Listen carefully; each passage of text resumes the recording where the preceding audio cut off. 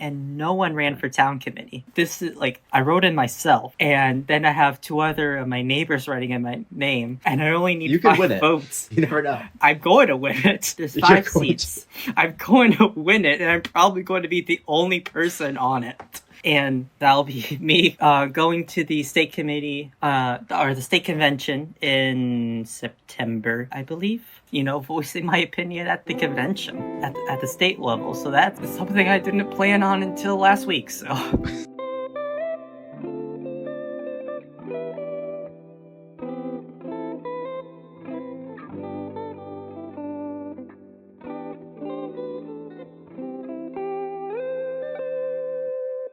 Hi, my name is Owen Simoes, and welcome to Youth in the Booth.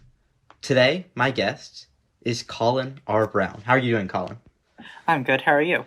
I'm doing great. So, for the people at home who may not know, Colin is a freshman at St. Joseph's College in Maine. You are your class president and have committed to creating a positive impact in your community and to focus on the power of young people in your work. You've run grassroots campaigns in central Massachusetts and been fighting for progressive change and government transparency, and have recently worked on major political campaigns. Welcome to Youth in the Booth, Colin. Thank you very much for having me. Oh, it's a pleasure. All right.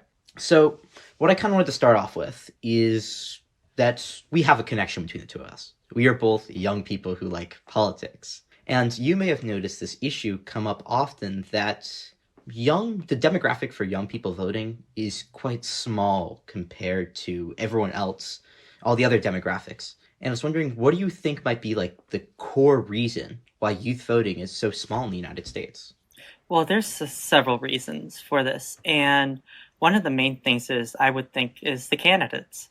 There are many incumbents that are in their 80s, 70s, 60s that I feel our generation feel out of touch with the current whereabouts of our generation and our struggles and our values. And I feel like when our generation looks at that and they say, why should I go vote for them? Why should I go for voting for the lesser of the two evils? I feel like there needs to be more of not just us going out, but more fresher faces, people outside of politics, people that have been in activism work, and even just regular people going out there and running. Because those are the people that understand our issues. Those are the people that understand our values and our struggles. So either the people in power right now make their statement, make their claim why we should be voting for them and be excited to vote for them, or they'll just stay the same. The young demographics, they're just not voting, and they're not enthusiastic of voting. Yeah, do you feel like it's mostly because of this age gap that there's like 50 years between the newest voters and, if not more than like 60 years, and the people who are in power, that they just don't understand where the mindset of young people might be at? Oh, of course. Like, when you have like a 50 or 60 age gap, like when a young person sees them talk about certain issues, they feel the disconnection of because that person has probably been in politics quite some time, and they also be thinking they've been in politics for so much, but yet they've been talking about the same problem and nothing has changed. Why haven't they done any substantial progress and to elections and no one runs against them? They're not enthusiastic on the incumbent or even the person that's running against them, because again, the lesser of the two evils. And it's hard to get, especially the younger crowd, enthusiastic on voting, because if the candidates aren't enthusiastic, then why should the voters be? Right. And as I said before, you're someone who's young and politically engaged, but do you see that as something that the people around you, your fellow students and classmates, are? They're more I would say, afraid of deciding what are the lesser two evils to decide on. And especially, I'm in politics, I look from the top down to the ballot. the presidency to your local school committee. Like, I know all the way down to the person that's running the school committee. But when I look at like my campus and like my friends, they're not really excited to vote, and frankly they don't even know who they're going to vote for because they feel like the disconnection, what they're like, what the candidates' values are, like why should they vote for any of the candidates. Right. And I think you bring up a really good point because I think that we as a country, maybe young people as well, tend to focus a lot on the higher up candidates, who's running for president mostly. But when you look at a ballot, there are 10, 20, I mean, it really depends where you are. There are so many people and sometimes issues, like where you are in Massachusetts, yes or no questions, that you have to vote for. And to be an engaged voter, that requires a lot of research and to look up, and figure out and meet with people that you feel like could support not just you nationally, but also you locally. And I think that tends to be often forgotten by people. Oh yeah, like I got my mail-in ballot last week here at my college. I voted for state committee for my party. I voted for state committee man and a state committee woman. Then we have town committee, and no one ran for town committee. This is like I wrote in myself, and then I have two other of my neighbors writing in my name, and I only need You can 5 win it. votes. You never know. I'm going to win it. There's You're 5 going seats. I'm going to win it, and I'm probably going to be the only person on it. And that'll be me going to the state committee or the state convention in September, I believe. Voicing my opinion at the convention at the state level. So that's something I didn't plan on until last week. So That's insane. And yeah, it is kind of crazy to think about that some of those lesser, positions or positions with smaller power really get thrown to the side for larger campaigns and larger, people in government. When, to your own community, these smaller, positions can make serious impact and can help positively change your community, but tend to be just utterly forgotten about. Mm. Oh yeah, But like especially yeah, my town is less than 1,000 people, and wow. it's hard to find people to run, frankly, because my town is an aging town. Our more than half of the population is over 60. It's frankly what's considered here a dying town. It's really hard to find people that actually are willing to run and fit to run. I wanted to mention a little bit about your tone because from what I've heard, you've been quite a leader. This young person who's kind of rose to the occasion on a lot of issues, and one of the things you've focused a lot on is the climate crisis, at least, and some of the issues, if you want to mention, that have been around your community related to damage and problems affected by, I guess, human intervention. Well, a self-made. So in 1938, 4 towns in central Massachusetts were flooded to give the greater Boston area, and they burnt the houses to the ground. They removed over 2,000 people away, and my family was a large portion of the population in the town called Dana, the smallest town of the 4 towns. And they were displaced, and thankfully they had some money to live in a town in Petersham. Right now we're fighting for a bill to give some reparations to the surrounding towns because the surrounding towns are kind of restricted on what they can do because the large body of water, almost half of the state, requires for their water source. Right. And for me and my family, we see this kind of as like justice for our family that received nothing, no money for being forcibly removed from their town. And we live right next to the Quabbin, all my family does, and we see what my family lost and how we still struggle from that loss. And we see this as justice for literally burning our house, literally burning our communities. Right. That's crazy. And think it's just this lack of them caring about these small towns that kind of led to this. They're trying to benefit, larger places and thinking that just a few people isn't really gonna, who cares if a few people and a few families get upset, Yeah, like the rural and urban divide in Massachusetts is like the Grand Canyon. It's right. Like no one thinks about central and rural Massachusetts in the state house. Barely. Like I remember I went lobbying there, some legislation, I can't remember. And I was in a rep's office, and they were from Concord, and I said my town's name, and they've never heard it.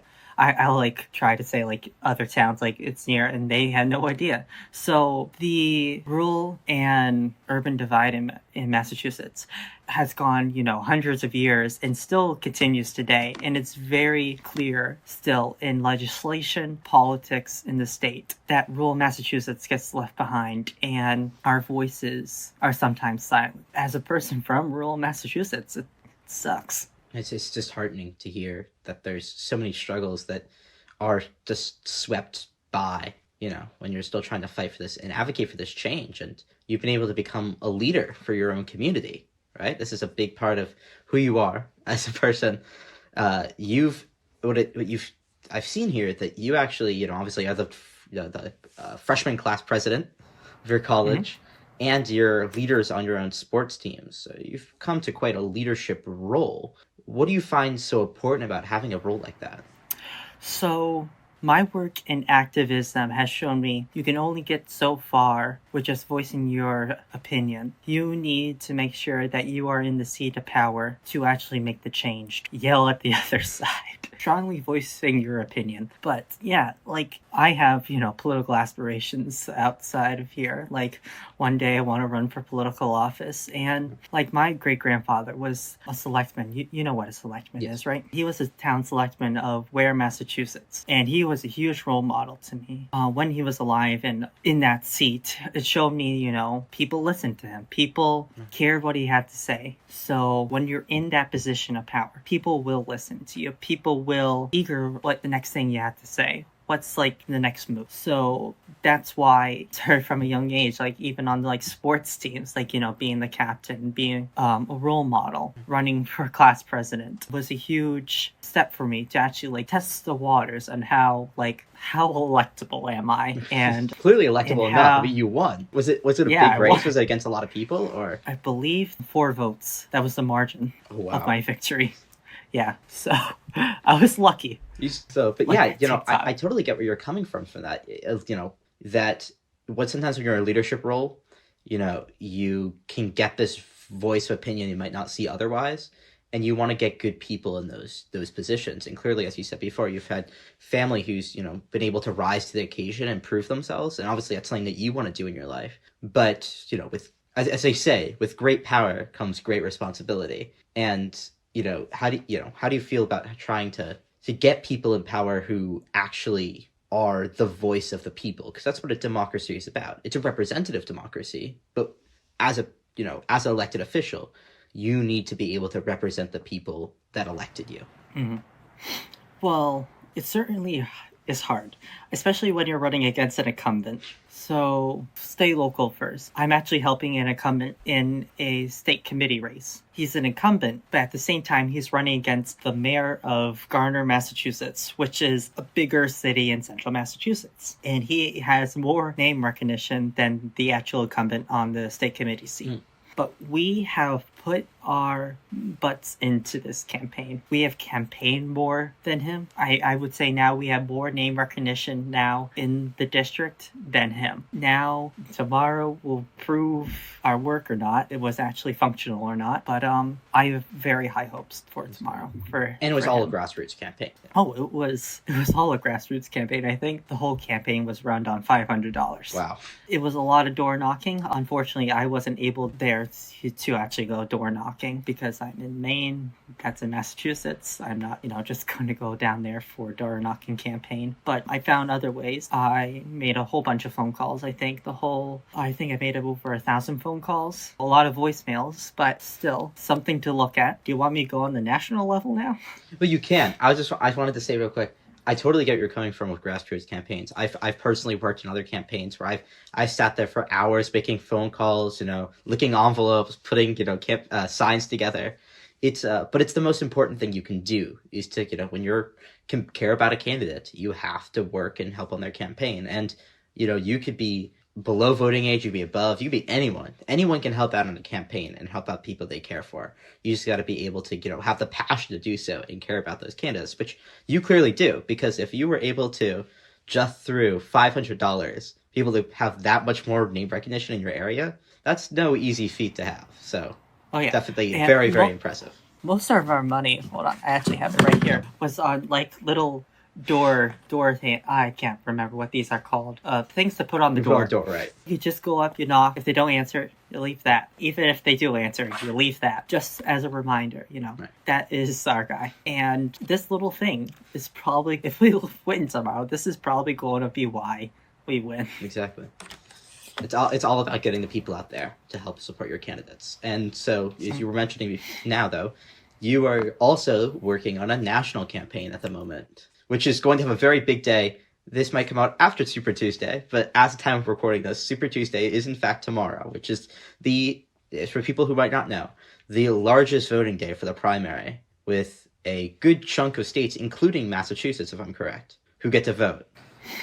Yes, so I work for the Dean Phillips campaign. I first started as an intern, as just a regular volunteer, and I didn't do much. And then one day we got the news that he had to lay off a whole bunch of his staff, about 99% of his staff. The next week after that, us and about, I would say, 10 others were put in charge of the campaign. I have been in so many calls with Dean, just regular people across the country that I knew before the layoffs. We were just talking today, like we would not imagine, like in the beginning of last month, that we were in the position that we are in. We're having calls with the actual candidate, like we're having one-on-one conversations with a presidential candidate. That's Like insane. I remember I was in Walmart. I got a call from one of the volunteers, and I picked up. I'm like, "Hey, what's up?" He's like, "I'm about to attach Dean in this call." I'm like, "I'm in Walmart." He's like, "Oh, that's fine." And then he attaches Dean. And then my brother, I was with my younger brother. He asked me, "Who are you calling?" Here, just give me 1 second. I'm saving democracy. He just gave me like the eye, like, "Yeah, okay." That is an incredible story. I mean, most people, if not very little people, actually get to work like one-on-one with a presidential candidate. Mhm. How does it feel to kind of be able to you're 19, right? Yes. 19 years old, and you're working on a national presidential campaign, and you're talking with the presidential candidate. I mean, this is a feat that very, very little people at your age are able to do. Oh yeah, like, and I kind of recognized that last night. I was talking to my grandmother, and I'm like, I have no idea how I got here, and I know how I got here, but like at the same time, oh my god. Like tonight, I'm going on TikTok live with him and asking him questions. And this feels unreal. This feels like if I told 2016 me self that it was just like really getting to politics in the Trump and Hillary election. And I was working on a presidential election and actually working like sometimes one-on-one with the candidate, I would be like, what? And who was that guy? Right. That's it. It's definitely an inspiration. So I think a lot of young people, including myself, who want to get into politics, because it, as long as you keep committing yourself to this type of work, it will pay off. And especially, as you said, you work for candidates that you care for and you enjoy. It's very difficult to work on a campaign where you don't have that passion for the person you're working for. Oh yeah, and I realized that too. We had a special election in my state senate district, and because our old state senator, which I actually liked, was picked to be the head of rural affairs in our state, and then there was a special election to replace her. I absolutely hated the Democratic candidate got the ticket, and I helped him try to get that ticket, but he himself did not, I would say, do enough to try to get the election. It's really hard to work with someone where you're on a meeting with them and you just want to like shake their head, and it's very hard. No, I know exactly what you're talking about. And I was mentioning before, 19, right? So you were able to vote. Were you able to vote in the midterms last time or not? In 2020. 2022. No. No, okay. I'm born in November 23rd, so I just missed the cutoff. Were you working then as well? It sounds like you've been working through 2016 on campaigns. I was helping the state auditor, Diana DeZaglio, to get elected. And I was more of like just a person that called and stuff, because I didn't even know what the state auditor was until 2022. And I remember I saw her Instagram. I learned what the state auditor did. And I'm like, this is wicked important. Why did I not know about this? I went to a website. I signed up. I went to a meet and greet, and I met her. And after the meet and greet, I just, felt more passionate to help her get elected. And now that she is elected, she's actually, holding up to her promises. She's actually going to be on the ballot in November. There's a resolution to do a audit of the entire state legislature. She tried to do it just through her office, but the state house did not let her. Both the Senate president and the House speaker did not allow her to do it, even though that's her job. So she had to go through the ballot to get access to all the records. Oh, yeah. If you want, I said this before that there's some states, if I'm correct, Massachusetts does not have right to know laws. Unlike, I'm from New Hampshire, so that's actually a big part of our thing, is that there's a good bit of government transparency where everything is public that happens, every vote, every count, anything. But in Massachusetts, most of that information is private unless you really push to get out of them, right? Oh, yeah. Massachusetts is ranked the least transparent government state, or the least transparent state government in the country, which is saying something. Like, the Democrats have a supermajority in the House and the Senate, and we have a governor that's a Democrat, and they have used that to their advantage. They have committee votes are hidden. If something came out of the a committee, we're not alerted on it. If something is brought to the House for a vote, you only get a 24-hour notice, and sometimes the state website is ancient, so sometimes it doesn't work. It's very hard to actually plan going to the House, do some final lobbying, or go and watch a vote, because you only have 24 hours. People have lives. Right, exactly. Outside of politics. So I remember one day, important legislation that I have lobbied for the past 2 years was actually going on the floor to vote. And I wanted to go, but I had plans with my family, and I wasn't going to, mess that up. And so it didn't end up passing anyways, but it sucked. Yeah. You aren't able to, be able to have that easy transparency. It's really makes things a lot more difficult. And to end it off here, I have one more question. What would be your message to the youth, your fellow classmates, and just, nationally? What would you say is what they can do? I would say stick your neck out, organize, run for office, run for your local seat, your state seat, I don't know, Congress, mess up and not shake up the system a little bit. We need, in our generation, new leadership for the future.